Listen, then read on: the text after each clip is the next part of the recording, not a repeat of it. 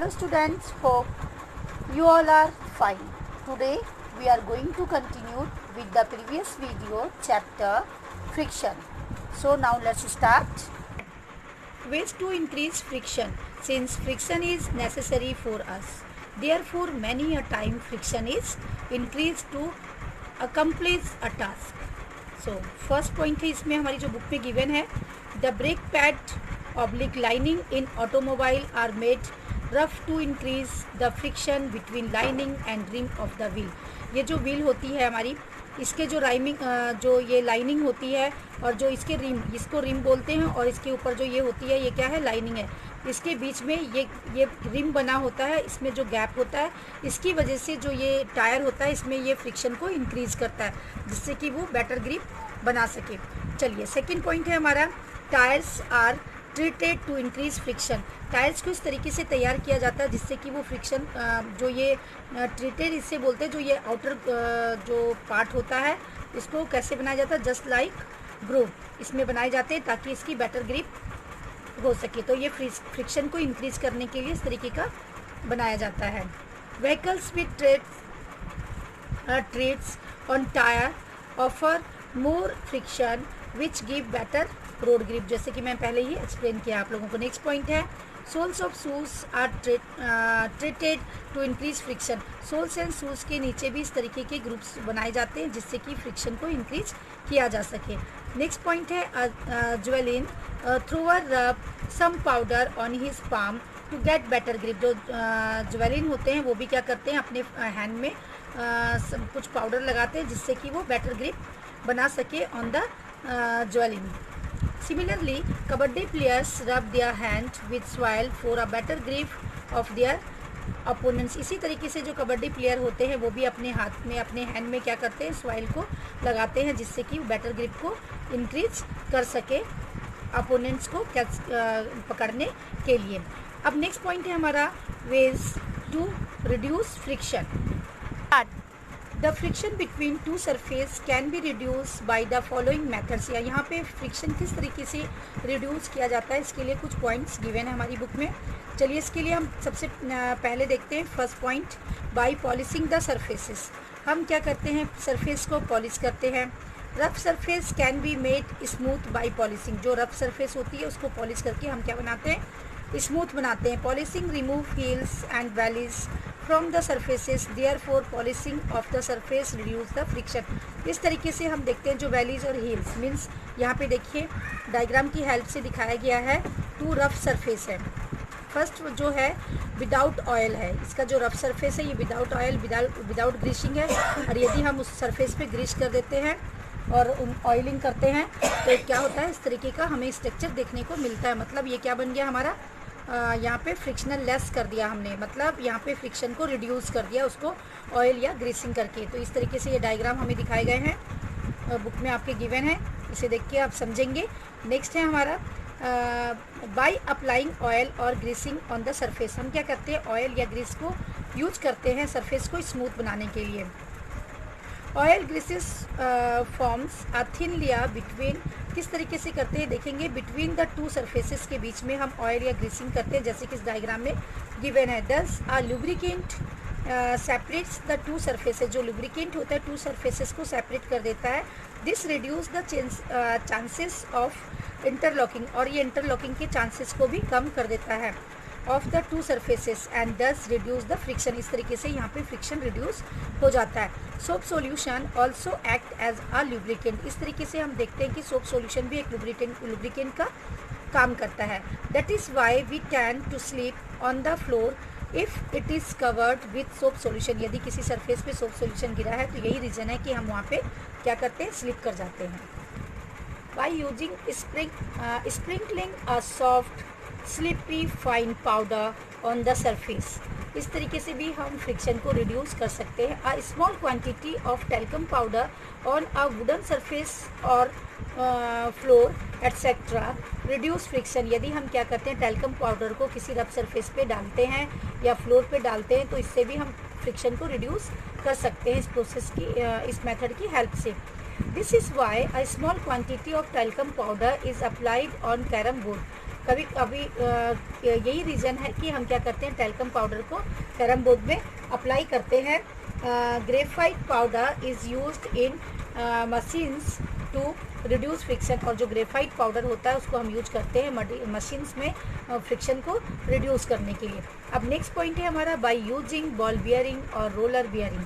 अब देखते हैं बॉल बियरिंग और रोलर बियरिंग को यूज करने से किस तरीके से ये फ्रिक्शन को रिड्यूस करते हैं। When a body roll over a surface, कोई एक बॉडी रोल होती है जब किसी दूसरे सरफेस के ऊपर, the force of friction is much less, तो दैट टाइम क्या होता है, फोर्स ऑफ फ्रिक्शन लेस होता है देन किससे, that on the flat surface. किसी फ्लैट सरफेस, यदि वन सरफेस के ऊपर कोई फ्लैट सरफेस क्या कर रहा है, हम स्लाइड कर रहे हैं, उसके कंपेयर में यदि हम देखें तो कोई जो रोल्स होता है उसमें क्या होते हैं, कम फ्रिक्शन होता है। That is Y friction can be reduce by using ball bearing और रोलर बियरिंग इन मशीन्स। यही रीज़न है कि हम जो मशीन्स होती हैं उसमें बॉल बियरिंग और रोलर बियरिंग को यूज करते हैं ताकि वहाँ पे फ्रिक्शन को रिड्यूस किया जा सके। नेक्स्ट पॉइंट है हमारा fluid friction. Gases and liquid are considered as fluid. हम क्या करते हैं, गैस और लिक्विड को कंसिडर करते हैं as a fluid. A fluid is a substances that can, अब ये फ्लूइड क्या होता है, fluid is a substances that can flow and take the shape of its container, similar to solid fluids also offer friction. If you have ever tried to push your hand through the water in a tub or pool, you might have experienced fluid friction। अब यहाँ पे कहा जा रहा है यदि आप क्या करेंगे, यदि आप एक बार ट्राई करेंगे कि आप क्या कर रहे हैं, वाटर में अपने हैंड को क्या कर रहे हैं, hand through the water in a tub में कोई वाटर रखा हुआ है, उसमें आप अपने हैंड को ऐसे रोल कर रहे हैं, हैंड को हिला रहे हैं, या किसी पूल में, तो क्या करेंगे आप एक्सपीरियंस करेंगे वन टाइप ऑफ फ्रिक्शन को, वही जो फ्रिक्शन होता है इसे हम फ्लूइड फ्रिक्शन कहते हैं। Similarly when an object move through the air, कोई ऑब्जेक्ट मूव करता है एयर में, it pushes the air out of the way and it pushes back on the object, और वो क्या करती है, वो जो उसका जो डायरेक्शन होता है उसका अपवर्ड डायरेक्शन में क्या करती है, वो एक टाइप के फोर्स को एक्सपीरियंस करते हैं और क्या करते हैं, वो उसको बैक साइड में जिस डायरेक्शन में उसका मोशन होता है उसके बैक डायरेक्शन में क्या करते हैं, वो उसको हवा क्या करती है, एयर क्या करती है, उसको पुश करती है। इट क्रिएट्स फ्रिक्शन, और इसकी वजह से क्या होता है, वहाँ पे फ्रिक्शन क्रिएट्स होता है which tend to slow down the moving object, जिसकी वजह से जो मूविंग ऑब्जेक्ट होता है उसकी स्पीड कम हो जाती है, स्लो हो जाती है। The friction offered by fluid is called, friction की वजह से जो फ्लूइड की वजह से जो फ्रिक्शन होता है in this type of friction is called drag, उसे हम क्या कहते हैं, ड्रैग कहते हैं। The frictional force of fluids depend on the speed, shape and size of the object and the nature of the fluid through which it is moving. The magnitude of fluid friction increase with the speed of the object moving through it. जैसे जैसे object की speed increase होती है वैसे वैसे क्या होता है, मैग्नीट्यूड जो फ्लूइड फ्रिक्शन का होता है वो इंक्रीज होता है। For example an aeroplane flying at a higher speed than a helicopter, जो एरोप्लेन है उसकी स्पीड क्या होती है, हेलीकॉप्टर से ज़्यादा होती है, will face a greater fluid friction, और वो क्या करता है, ग्रेटर फ्लूइड फ्रिक्शन को एक्सपीरियंस करता है than the latter. Object which are made to move in a fluid are made like boat shape to reduce friction offered by the fluid. जो क्या होते हैं वो ऑब्जेक्ट जो क्या बने होते हैं, जो फ्लूइड फ्रिक्शन में